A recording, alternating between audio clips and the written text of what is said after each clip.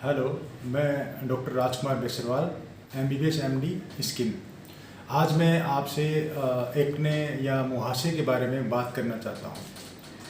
Acne एक ऐसी condition है जिसमें कि अपनी जो ऑयल ग्लैंड होती है, जो फेस पे जो ऑयल ग्लैंड होती है, उसका इन्फेक्शन हो सकता है, वो क्लॉग हो सकती है, ब्लॉक हो सकता है। उसके कारण ये है कि दाने जैसे स्टार्ट होके आपके वो लाल भी हो सकते हैं, बड़े भी हो सकते हैं, बाद में उसमें मवाद भी पड़ जाती है और चेहरा ख़राब हो जाता है।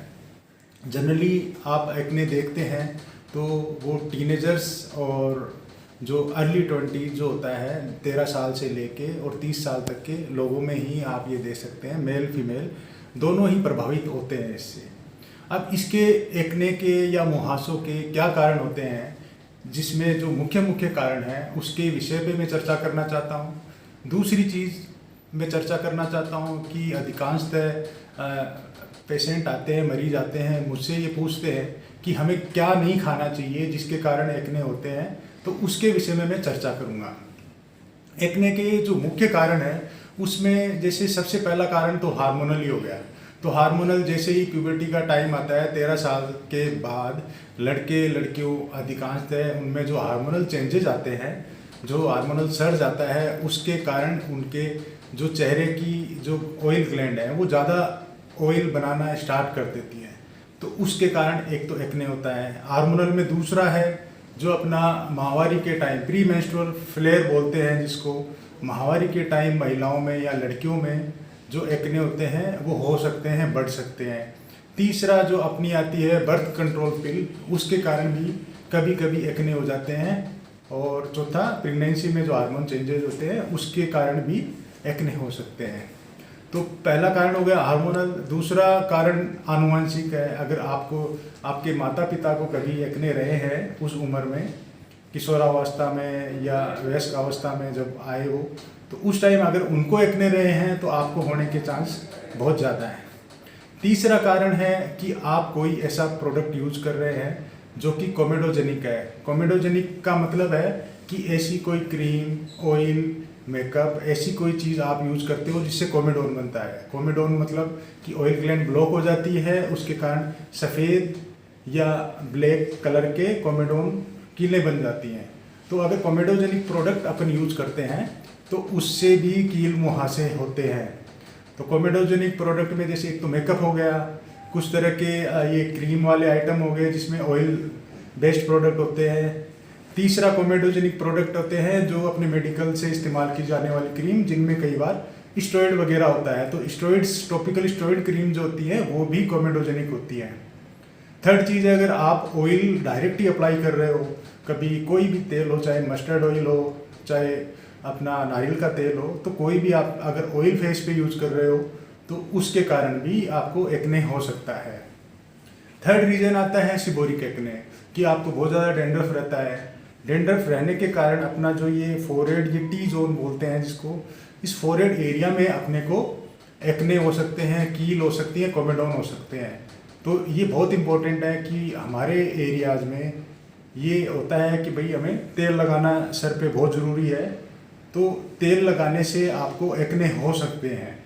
डेंड्रफ होगा और डेंड्रफ के कारण, और ये जो फोरहेड है या ये एरिया है ये ज़्यादा ऑयली रहेगा, उसके कारण आपको एक्ने होंगे। फोर्थ रीजन है कि आपको ये हो सकता है कि कोई ऐसी मेडिसिन चल रही हो जिसके कारण आपको, उसके साइड इफ़ेक्ट के कारण आपको एक्ने हो सकता है। जैसे कि मान लो, एक तो मैंने बताया है अभी बर्थ कंट्रोल पिल हो गई, एक हो गया आपको ओरल स्टेरॉइड हो गए, एक एनाबॉलिक स्टेरॉइड जो कि जनरली बॉडी बिल्डिंग में युवा इस्तेमाल करते हैं अपने मसल्स वगैरह या उनको ज़्यादा ग्रोथ के लिए एनाबॉलिक स्टेरॉइड यूज करते हैं, उनके कारण भी हो सकता है। और इसके अलावा एक दो थेरेपी है, ट्रीटमेंट है, जैसे कि लिथियम है, उसके कारण हो सकता है। और इसके अलावा अगर और कारण देखते हैं तो उसमें ये है कि भाई आपको पॉल्यूशन से, जैसे मान लो एयर पॉल्यूशन है, एयर पॉल्यूशन से हो सकता है, या फिर आप अपना चेहरा ही टाइम पे क्लीन नहीं करते, आपको ऐसी कोई मतलब रूटीन सेट नहीं है कि आप उसको क्लीन करो, या फिर आपके ये है हाइजीन का मैटर है कि भाई आप बार बार फेस को टच करते हो, गंदे हाथ लगाते हो, या आपके जैसे पिलो केस है या फिर फ़ोन है, मोबाइल है, वो गंदे हैं, उनको टच करके आपने फेस पे टच किया तो बैक्टीरियल इन्फेक्शन होने के कारण आपको एक्ने हो सकता है। तो एक्ने के लिए सबसे इम्पोर्टेंट चीज़ तो ये है कि आप किसी भी MBBS MD डर्मेटोलॉजी यानी स्किन के डॉक्टर को आपको दिखाना है।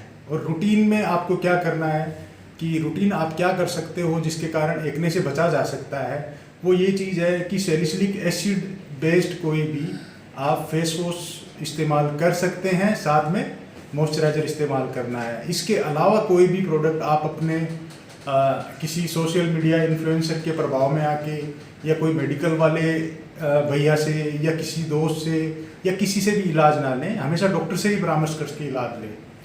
अब इसमें दूसरी मैं बात करना चाहता हूँ, ऐसी कौन कौन सी डाइट है या ऐसा कौन सा खाना है जिसके कारण अपने को कील मुहासे होते हैं। तो इसमें सबसे पहले इम्पोर्टेंट है शुगर, क्योंकि शुगर जो है मीठा है, तो मीठे में आपका जैसे मिठाइयाँ भी हो सकती हैं या मीठा है तो अपने कोल्ड ड्रिंक वगैरह भी है जिसमें डायरेक्ट शुगर है।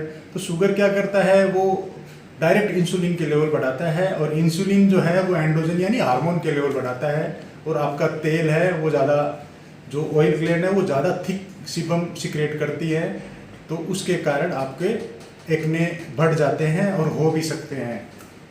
दूसरा इसमें आता है मिल्क एंड डेयरी प्रोडक्ट्स। तो मिल्क एंड डेयरी प्रोडक्ट्स में इंसुलिन लाइक ग्रोथ फैक्टर 1 होता है, IGF-1 क्या करता है, IGF-1 है वो भी आपके एडिनल ग्लैंड में या ओवरी में जाके आपके एंड्रोजन के प्रोडक्शन को बढ़ा देगा। एंड्रोजन बढ़ाएगा तो वही है आपकी ऑयल ग्लैंड है, वो ऑयल ज़्यादा थिक बनाएगी, ज़्यादा ऑयली फेस होगा आपका, ज़्यादा एक्ने होंगे।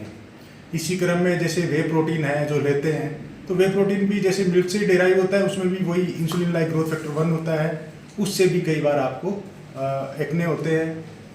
और तीसरा है जैसे हाई ग्लाइसेमिक इंडेक्स फूड, मतलब कि जिसके अंदर ऐसा कोई खाना जिससे आपके शुगर के लेवल एक साथ बढ़ जाएं, जैसे कि अपने रिफाइंड शुगर जो आती हैं, रिफाइंड में आता है जैसे वाइट ब्रेड हो गई या वाइट ब्रेड से रिलेटेड प्रोडक्ट हो गए, जैसे मान लो पिज़्ज़ा है, बर्गर है, या फिर अपने नूडल्स होते हैं बहुत तरह के, या बहुत तरह के पास्ता भी होता है। तो ये जो सारे हैं रिफाइंड शुगर जहाँ यूज़ होती है, रिफाइंड शुगर के इस्तेमाल से आपको एक्ने होने के चांस रहते हैं हमेशा।